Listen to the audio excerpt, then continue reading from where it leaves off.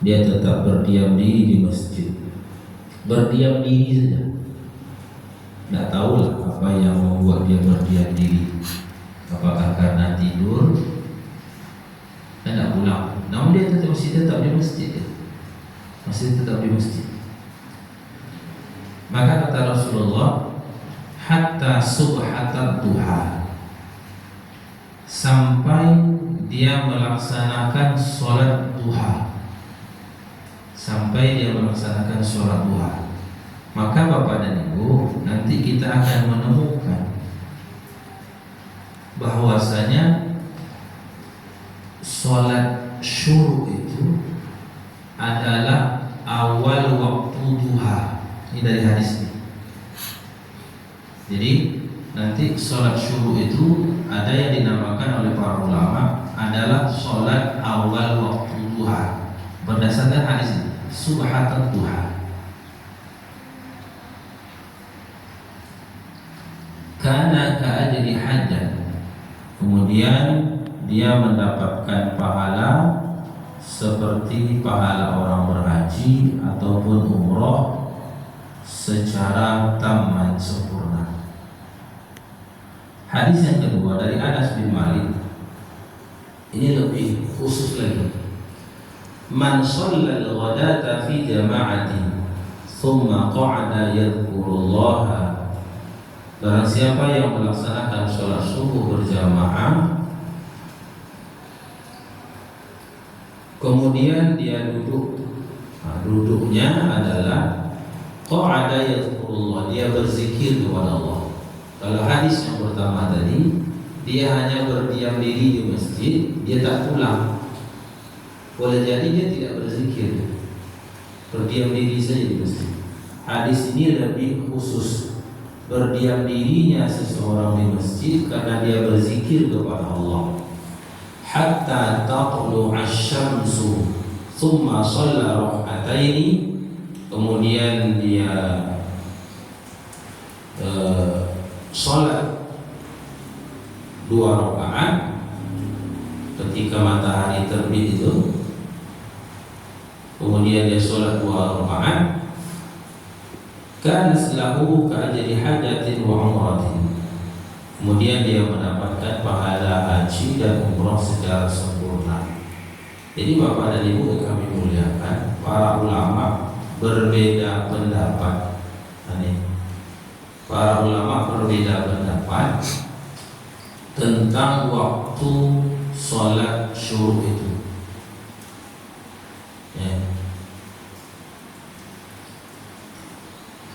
Jadi di antara pembahasan para ulama, karena banyak sekali pandangan para ulama dalam waktu ini sangat banyak. Jadi karena berdasarkan hadis yang lain dari Nabi Sallallahu Alaihi Wasallam tentang larangan sholat ketika matahari terbit sampai matahari itu meninggi setinggi tombak. Jadi ada hadis lain yang menyebutkan tentang larangan sholat ketika matahari itu terbit sampai nanti matahari itu setinggi tombak. Jadi berapa ukurannya? Di sini perbedaan para ulama itu. Mereka sepakat berdasarkan hadis itu, mereka sepakat tidak boleh sholat ketika matahari itu terbit sampai setinggi tombak. Sepakat mereka. Cuma berapa jarak waktu, berapa rentang waktunya, di sini mereka berbeda. Di sini mereka berbeda.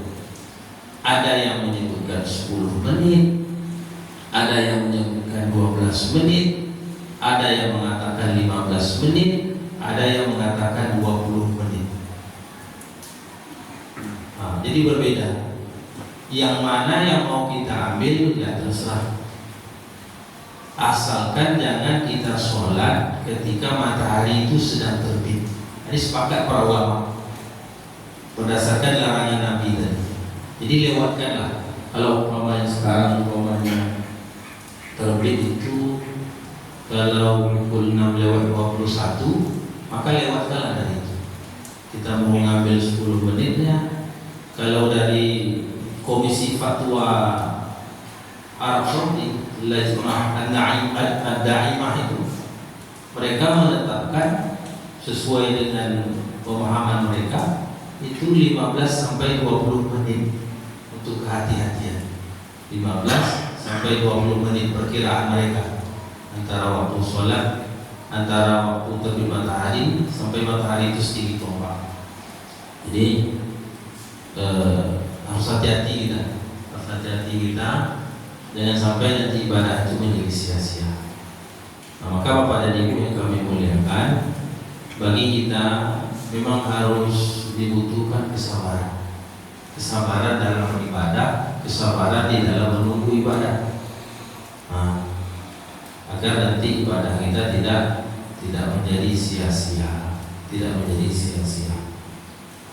Karena ini keutamaan yang besar. Kita sudah duduk di masjid, jangan kita pulang sampai kita melaksanakan sholat syukur. Rugi kita.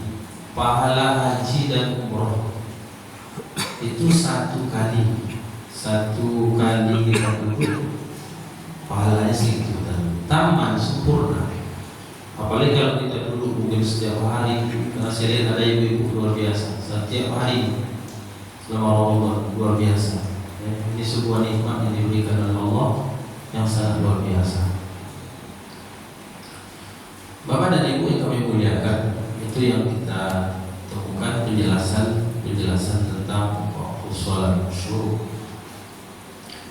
Kemudian yang kedua, ada yang bertanya tentang sholat awwabin. Pernah dengar Bapak dan Ibu? Sholat awwabin. Sholat awwabin. Apa itu sholat awwabin?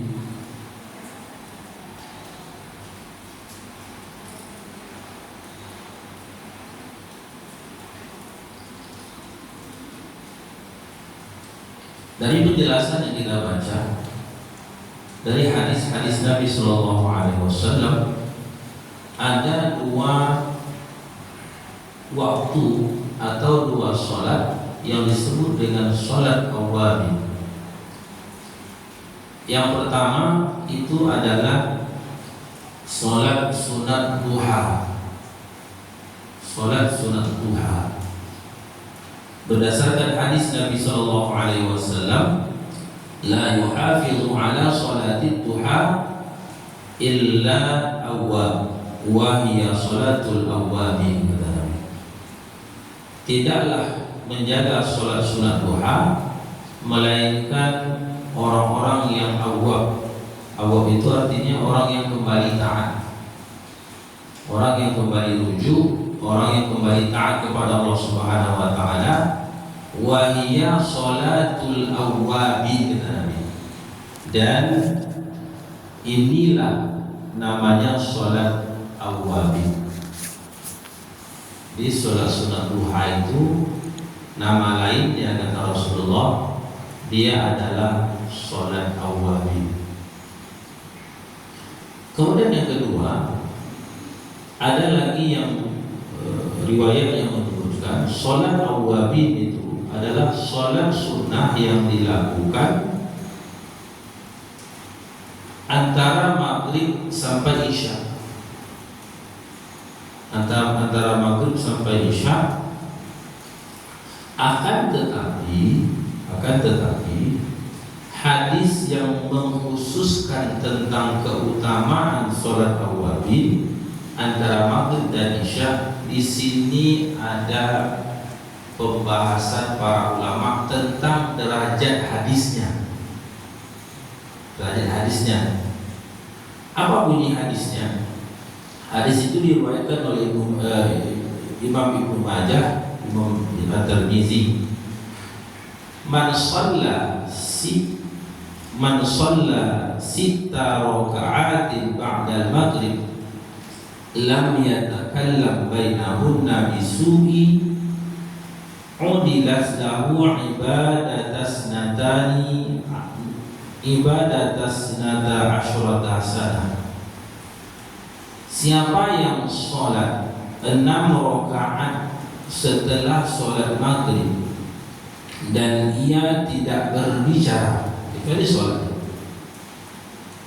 tidak berbicara kejelekan di antaranya, berzikir dia, maka dicatat baginya seperti beribadah 12 tahun. Jadi dalam hadis ini disebutkan siapa yang sholat 6 rakaat antara maghrib dan isya yang disebut dengan sholat awabin tadi, maka dia dicatat seperti mendapatkan pahala 12 tahun. Hadis ini dari beberapa penjelasan yang kita baca itu hadisnya dhaif, hadisnya lemah. Tentang keutamaannya Bapak dan Ibu ya, tentang keutamaannya dari sisi derajat hadis itu hadisnya lemah. Dari sisi derajat hadis, karena dilihat dari periwayatan hadisnya. Akan tetapi pertanyaannya, apakah Nabi pernah melakukan sholat itu? Jawabannya pernah. Apakah Nabi pernah melaksanakan sholat antara maghrib sampai isya itu? Jawabannya pernah. Pernah. Yang menjadi pembahasan para ulama tadi hanya dari sisi keutamaan tadi. Jadi boleh dilaksanakan sholat itu boleh, karena Nabi memang pernah melaksanakannya walaupun tidak rutin. Boleh kita melaksanakannya, boleh. Apakah harus 6 rakaat? Tidak mesti 6 rakaat. Sholatnya sama seperti sholat biasa, tapi tidak dibatasi jumlah rakaatnya. Dan para sahabat tidak menyebutkan berapa jumlah rakaat Nabi sholat antara maghrib sampai isya. Di sini saja. Wallahu a'lam. Ini yang saya baca, yang kita temukan hadis dan penjelasan para ulama tentang sholat awabin itu seperti itu. Jadi sholat sunnah subuh, kemudian sholat antara maghrib sampai isya. Wallahu ta'ala.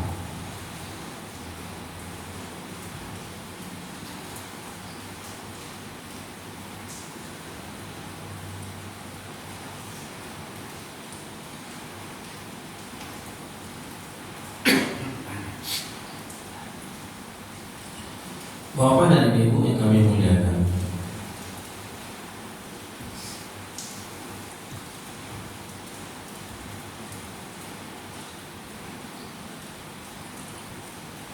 kita akan lanjutkan pembahasan kita, yaitu tentang amalan-amalan yang mendapatkan doanya malaikat.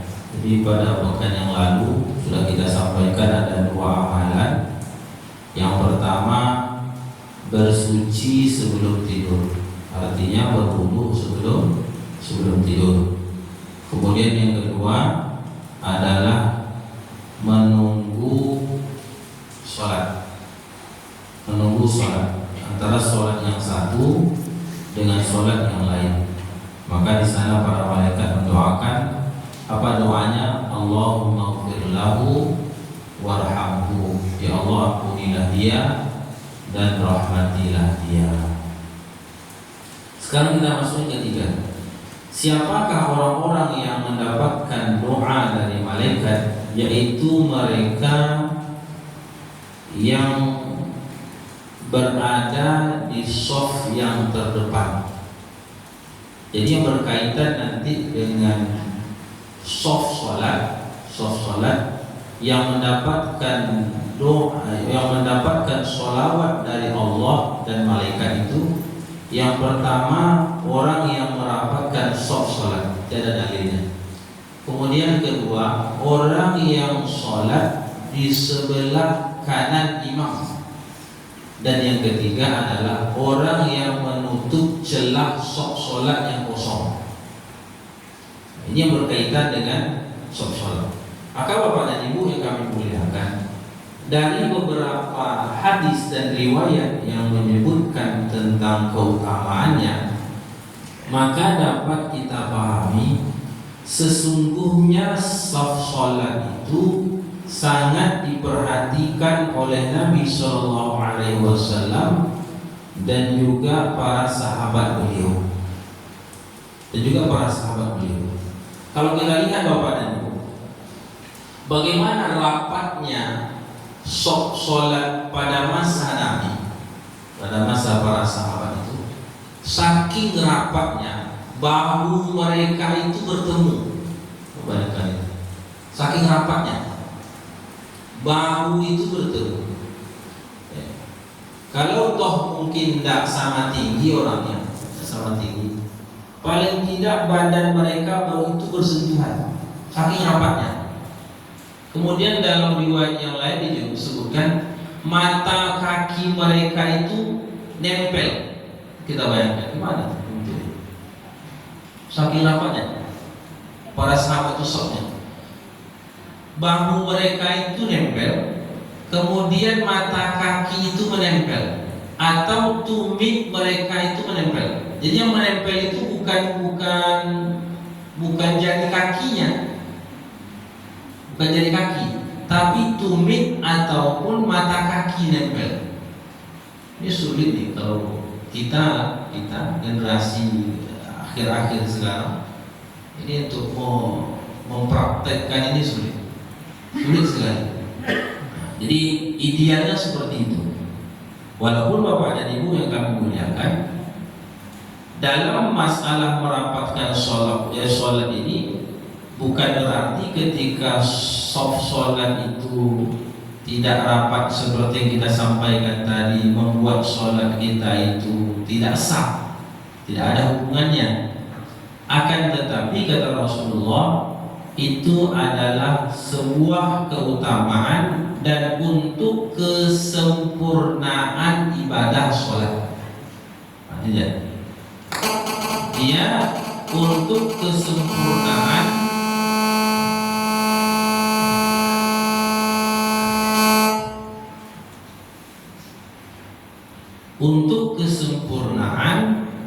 dan keutamaan dari ibadah sholat berjamaah itu sendiri. Apa kata Nabi Sallallahu Alaihi Wasallam?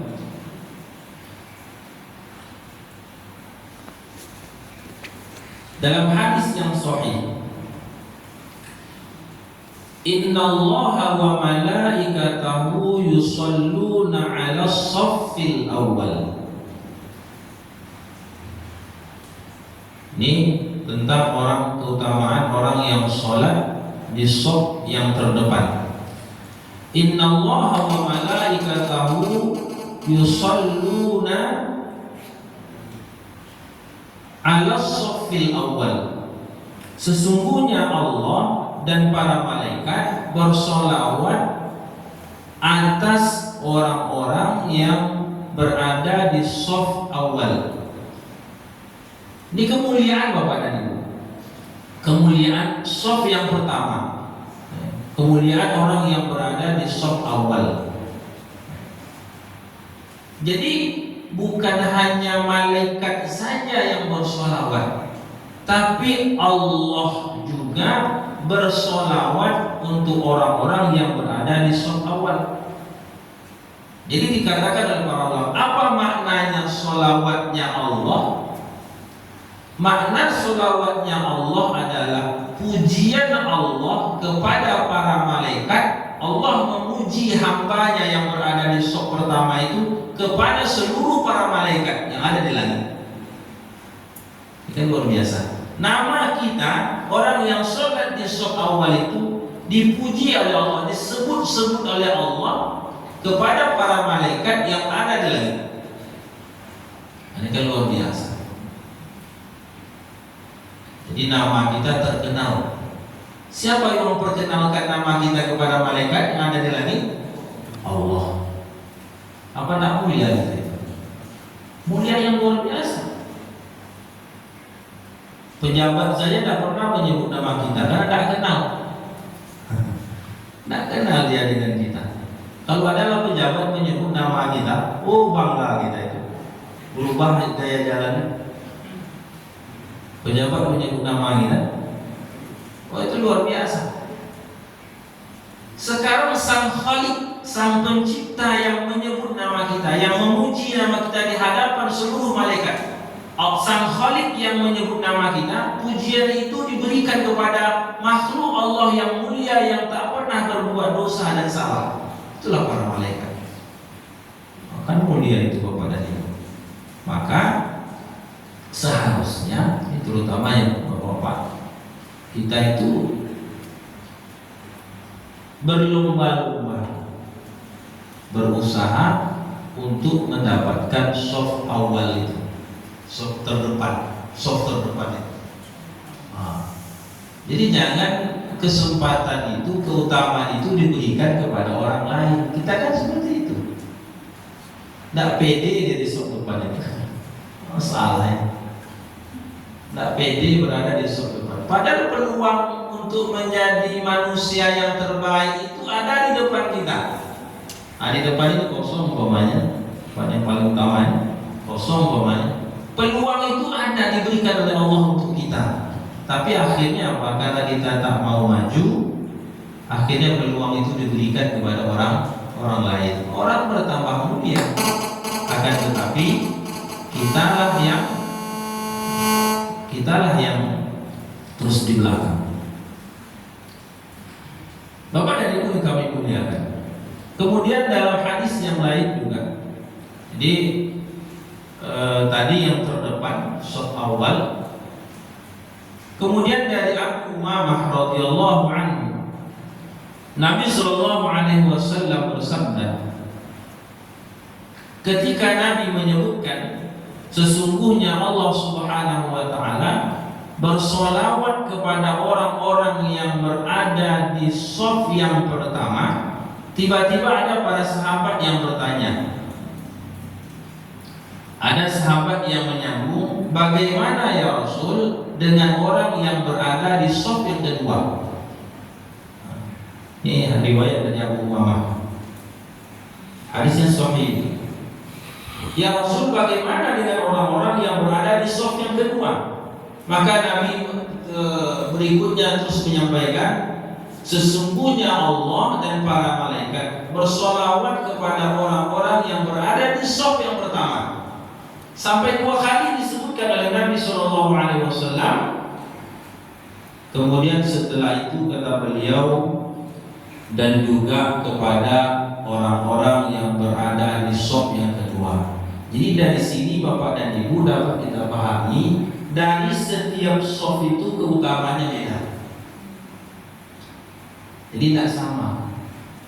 Jadi setiap saf yang terdepan, saf nomor 1, saf yang kedua, saf yang ketiga, dan saf berikutnya itu keutamaannya berbeda. Maka sangat rugi rasanya orang yang datang awal ke masjid, tapi dia duduk di saf yang terakhir. Datang awal, mungkin dia datang nomor 1 ke masjid, terutama hari Jumat biasanya. Kalau bagi bapak, terutama hari Jumat, dia datang awal, tapi di mana dia duduk? Di saf yang ada tiangnya, di saf yang ada sandarannya. Nah, di belakang itu tiang-tiang seperti ini, di depannya kosong. Padahal yang paling mulia itu yang paling depan. Yang paling mulia itu yang paling depan. Jadi ini kepada Ibu yang kami muliakan tentang keutamaan orang yang soft mendapatkan soft yang awal, soft yang paling terdepan, soft yang paling utama. Bahkan disebutkan oleh Nabi Shallallahu Alaihi Wasallam dalam hadis sahih yang diriwayatkan oleh Imam Al-Bukhari dari sahabat Abu Hurairah, "Lau ya'lamun nasu ma fin nida was-saffil awal, summa lam yajidu illa an yastahimu alaihi lastahamu." Seandainya orang-orang mengetahui keutamaan pahala yang ada pada azan dan shaf yang pertama, lalu mereka tidak mendapatkannya, artinya terlambat dia datang, tak ada kesempatan untuk azan, tak ada kesempatan mendapatkan shaf pertama, kecuali dia mendapatkannya dengan cara berundi, maka mereka akan melakukan undian. Terlambat dia datang, kemudian kalau seandainya boleh dilakukan dengan undian, maka mereka akan berundi. Begitulah dulu para sahabat Nabi Shallallahu Alaihi Wasallam, saking bersemangatnya mereka, keutamaan orang yang azan dan keutamaan orang yang berada di shaf yang pertama. Bapak dan Ibu yang kami muliakan, begitu juga dengan orang yang berada di shaf di sebelah kanan. Jadi ini maknanya bukan berarti harus di kanan semua. Nah, tapi biasanya para sahabat mereka yang datang awal, ini maknanya mereka yang datang awal ke masjid itu biasanya mereka mengincar shaf yang di kanan Nabi, karena mereka tahu bahwasanya masjid itu akan banyak jamaahnya. Model kita banyak jamaahnya, kita datang di awal, dia akan mencari di sebelah kanan Nabi Shallallahu Alaihi Wasallam. Jadi yang datang belakangan, yang mengisi yang sebelah kiri, di sebelah kiri. Karena Nabi Shallallahu Alaihi Wasallam dalam hadis yang sahih juga, beliau bersabda yang diriwayatkan oleh Imam Abu Dawud, Ibnu Majah dan Ibnu Hibban, hadis dari Aisyah. Apa kata beliau? Innallaha wa malaikatahu yusalluna ala mayaminis sufuf. Sesungguhnya Allah dan para malaikatnya bersolawat kepada orang-orang yang berada di shaf sebelah kanan. Di shaf sebelah kanan, Allah dan malaikatnya. Tadi kita katakan pujian Allah kepada para malaikat. Solawatnya para malaikat itu maknanya adalah doa malaikat. Jadi dijelaskan oleh para ulama, arti dari solawat malaikat itu adalah doanya malaikat kepada kita. Doanya malaikat kepada kita. Jadi diusahakan kita mungkin dapat di shaf yang pertama, kemudian diusahakan yang sebelah kanan imam. Yang sebelah kanan imam. Berarti kalau ada kita melihat jamaah kita mungkin di shaf pertama, kemudian di sebelah kanan imam, ini mengejar keutamaan itu. Mengejar keutamaan itu. Ini sebuah kemuliaan.